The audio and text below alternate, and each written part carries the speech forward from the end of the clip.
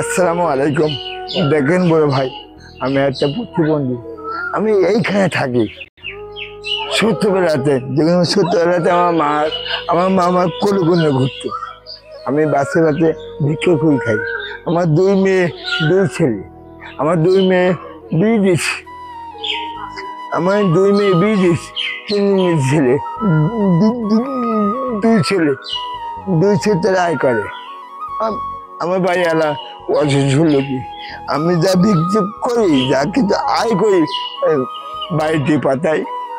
আর এখানে থাকি, এখানে খাই। পাকড় সাকর আছে, আমাদের ভালোবাসে।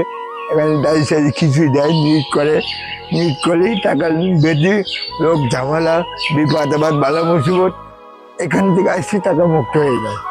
কেন যায় কি পর্যন্ত আমি বলতে পারি না, তার অশিলায় সেটা জানে আমরা এখানে কি করছি কি না করছি, সেদিন জানে। মন হলো অনেক, আত্মা অনেক। কুকুর আত্মা আছে, মাঝি আত্মা আছে, মাতৃ আত্মা আছে। এই আত্মা খুঁজে নিতে হবে আমরা কোন জায়গায় মানুষ। যাই হোক, আসসালামু আলাইকুম। এটা নুজা মাস, আর 18 রমজান, 19 তারাবি নামাজ, এটা আছে সামনে। আপনারা সবাই আল্লাহকে ডাকেন। এই সাধারণ মাস, এই মাসে যা করবা অন্য মাসে তাই পাবা। এটা হলো ফল, এটা বাগান, এটা খেত, যা লাগাবার তাই পাবা।